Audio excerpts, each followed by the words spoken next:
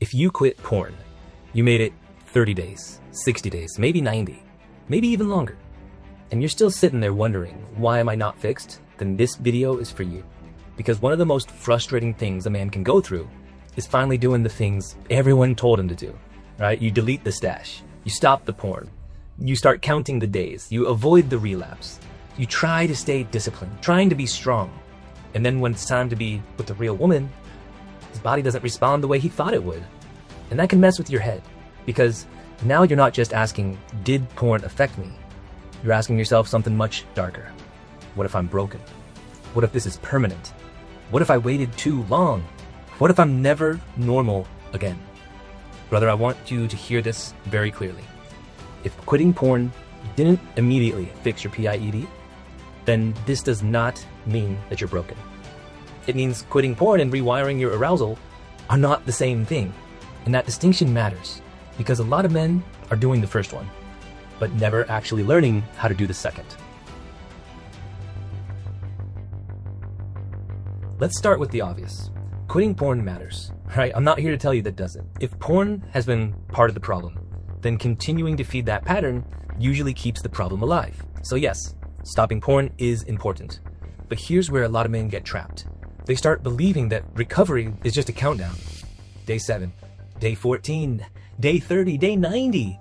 And they think that once they hit the right number, my body should come back online, right? So the streak becomes the strategy.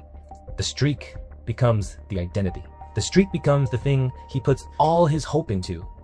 And when the streak doesn't produce the results he expected, he crashes. He thinks he failed. Or he thinks the method failed. Or worse, he thinks his body failed. But the issue is not always the streak. The issue is that a streak only tells you how long it's been since you watched porn. It doesn't tell you what your body has relearned. It doesn't tell you whether your nervous system feels safe with intimacy. It does not tell you whether your arousal is reconnecting to a real woman. It doesn't tell you whether you rebuilt your sensitivity, your presence, your emotional connection, or your self-trust. It just tells you how many days you've avoided the old stimulus. That's useful, but it's incomplete. Because PIED is not only about what you stop doing, but it's also about what your body learns to respond to again. This is the deeper piece most guys miss. Porn didn't just become something that you watched. For a lot of men, myself included, porn became a training environment. Your brain and your body were getting trained by repetition. Same pattern, same screen, same hand, same pressure, same fantasy, same novelty, same control, same escalation, same private environment, same zero risk experience, no vulnerability, no emotional presence, no real woman in front of you, no need to feel another person, no need to be seen, no need to stay connected when your body feels pressure. Over time, your arousal can become paired with that environment. And this is why men can sometimes get hard alone, but struggle with a partner. Not because he doesn't want her, not because he's secretly not attracted to her, not because he's doomed, but because his body has learned a very specific arousal pathway. Private, controlled, fast, novel and fantasy driven, low pressure, low intimacy. And then real sex asks for something completely different. Presence, connection, patience, feeling, eye contact, emotional exposure, unpredictability, a real body, a real woman, a real relationship dynamic. And for some men, the body just doesn't know how to bridge that gap anymore. So when you quit porn, you remove the old training environment. That's good. But removing the old environment doesn't automatically install the new one. That's the missing piece.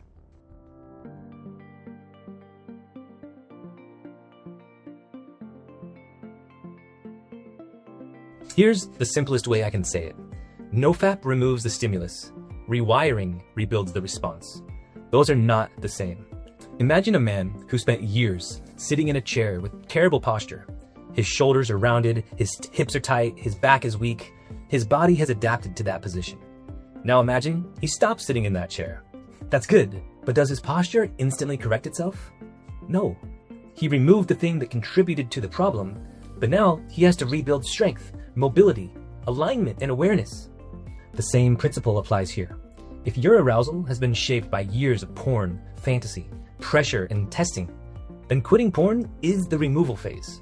But rewiring is the rebuilding phase, and most men never enter the rebuilding phase with any real structure. They just wait, they hope, they check, they test, they panic, they relapse. Then they restart the streak, and the cycle repeats.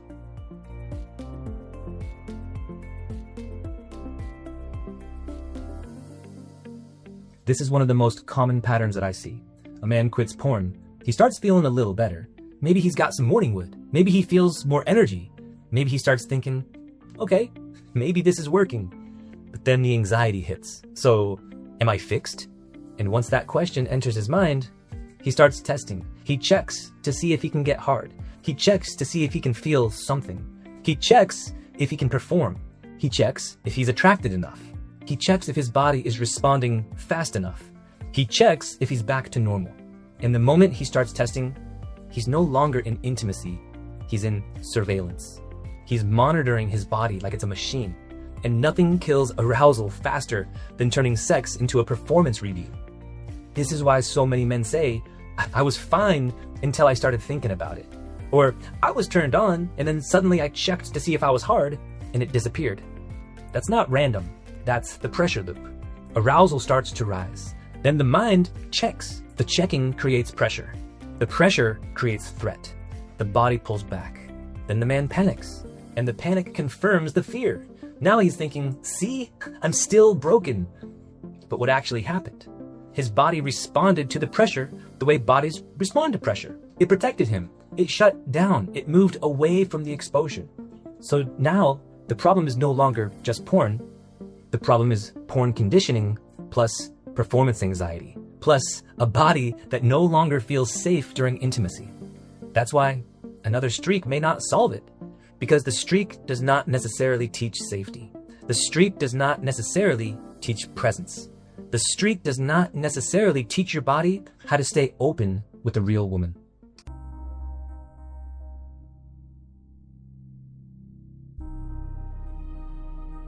Inside Morningwood Academy, I often talk about the 3 layers of desensitization: visual, physical, and emotional. I'll do a deeper video on this soon, but I want to give you a basic idea here. Visual desensitization. This is when your arousal has been trained by endless novelty. A new video, a new body, a new angle, a new category, new intensity, new fantasy. Real intimacy, it's not built like that. A real woman is not 47 tabs. She's not infinite novelty. She is not in a search bar. So if your visual system has been trained to need constant novelty, real intimacy can feel too slow at first. Not because she's not attractive, but because your system has been overstimulated by something unnatural. Physical desensitization. This is when your body has adapted to a specific kind of stimulation.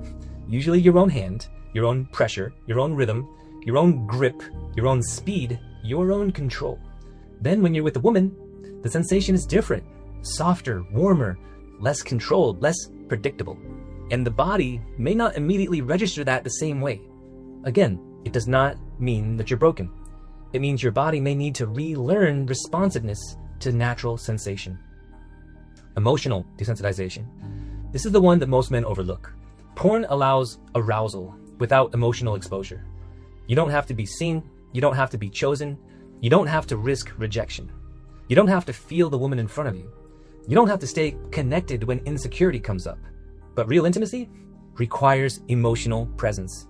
And if your body associates emotional presence with fear or shame or pressure, the possibility of failure, it's going to shut down right when you want it to open. That's why recovery is not just about your penis. It's about your nervous system. It's about your relationship to pressure. It's about your relationship to real connection. It's about whether your body can feel safe enough to respond. So what does rewiring mean? It does not mean forcing yourself to have sex before you're ready. It does not mean chasing constant erections. It doesn't mean obsessively checking your progress. It doesn't mean turning your girlfriend or your wife into a recovery tool. And it definitely doesn't mean shaming yourself into discipline. Rewiring means you start teaching your body a new pattern, a pattern where arousal is connected to presence. A pattern where intimacy is not a test. A pattern where your body learns that real closeness is safe. A pattern where you stop escaping into fantasy and start returning to sensation. A pattern where you rebuild trust with yourself. And this is usually much more practical than men realize. It may look like slowing down. It may look like learning to be close without trying to perform. It may look like touch without a goal. It may look like breathing and staying present when anxiety comes up. It may look like telling the truth instead of hiding into shame. It may look like rebuilding physical sensitivity by removing the aggressive stimulation.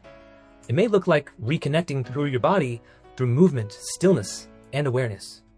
It may look like learning how to be with a woman without mentally asking every 5 seconds, is it working? Because that question itself is often part of the problem.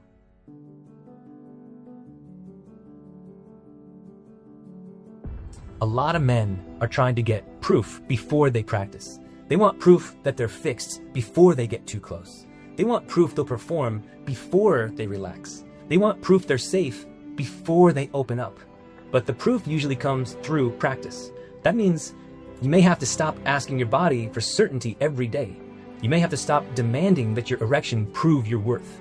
You may have to stop making every intimate moment feel like a final exam. Instead, you practice becoming the kind of man whose body can respond naturally again. Less pressure, more presence. Less fantasy, more sensation. Less checking, more feeling. Less shame, more honesty. Less force, more trust. That's the work. And yes, it takes consistency, but it's not hopeless. I've seen men come back from this after years of feeling stuck. Married men, single men, young men. Men who thought that they had ruined themselves. Men who thought their sex life was over. Yours truly included. Men who thought their wife would never look at them the same. Men who were terrified to even try again. The ones who make progress are usually not the ones who find the perfect hack. They're the ones who stop treating this like a streak game and start treating it like a full rewire.